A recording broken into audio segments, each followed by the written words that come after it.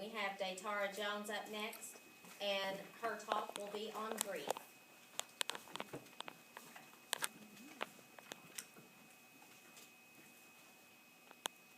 Everyone has had their share of grief in their lifetime, and is not over yet. Grief is a natural response to death or loss.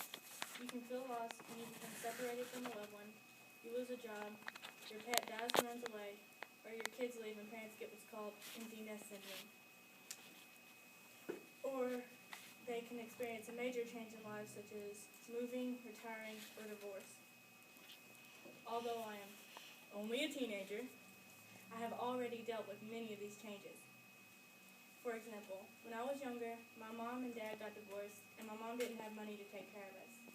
So we had to go from my mom to a foster home, from a foster home to my dad's grandmother Joyce's, and from there to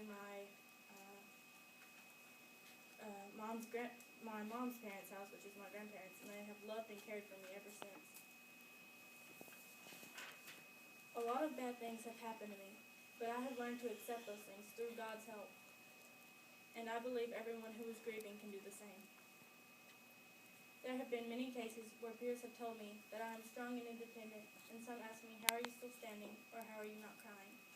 But I have learned a verse, Ephesians 6:10-11. Be strong in the Lord, and in the power of his might. Put on the whole armor of God, that ye may be able to stand against the wiles of the devil. I have been through so much, but I know that God has a plan for me, and everything that has and will happen is a part of it. And I can do all things through Christ which strengtheneth me. Philippians 4:13. People who are grieving need to know that their reactions are normal, and to heal they must accept their feelings. Elizabeth Kubler-Ross wrote about the 5 stages of grief that can occur in any order and with various amounts of time. The first stage of grief is denial. Many people confuse this stage with not caring, but the numbness helps protect people from experiencing the intensity of the loss. As the experience slowly becomes understood, the denial will eventually fade and move the stage to bargaining. Then the person asks, what could have been done? What more could I have done? This could be very dangerous to the person's health if not resolved, because their feelings of guilt or anger could interfere with the healing process. In the third stage, depression, people can begin to realize the true extent of the loss. According to WebMD, common evidence of depression includes having a hard time sleeping, poor appetite, fatigue, loss of energy, and random crying spells.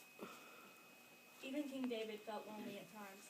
He wrote, even though I walk through the valley of the shadow of death, I will fear no evil, for thou art with me. Thy rod and thy staff, they comfort me. Psalms 23:4. When we rely on Christ, we find that he says, come to me, all who are weary and heavy laden, and I will give you rest. Matthew 11:28. The fourth stage of grief is anger. This usually occurs when the person feels helpless or afraid. They may be angry at the doctors, just mad at life, or at God. I'd like to call this stage the blame game. For example, a person could blame someone who got killed in an accident for not being there with them. A fool gives full vent to his anger, but a wise man keeps himself under control. Proverbs 29:11. Refrain from anger and turn from wrath.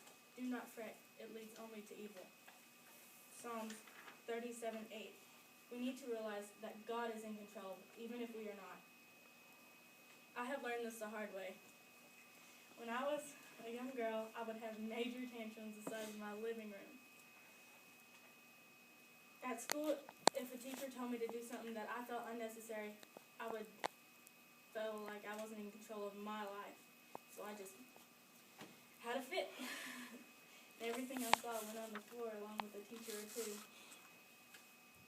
Sometimes it took 4 teachers to carry me out of the room screaming, or else they would have to evacuate it. Sometimes it got so bad my parents had to come and get me. One day I had a fit after church because I felt that I needed to sit in a certain seat on the church band, and someone beat me to it. I laid on my back in the parking lot, crossed my arms, and screamed. I refused to move until the other child got out of my seat. And they didn't.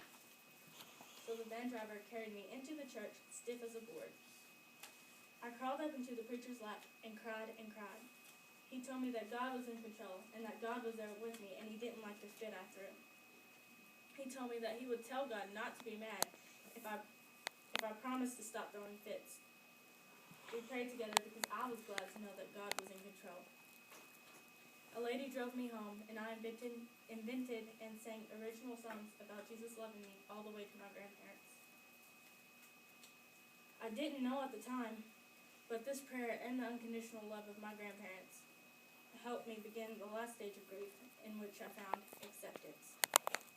As time goes on, the grieving person can come to terms with all the emotions and feelings of their experience. The healing process can begin when the person realizes their loss is a part of their life experiences. I have found the truth of Jesus' statement. My flesh and my heart may fail, but God is the strength of my heart and my portion forever. Psalms 73:26. Thank you.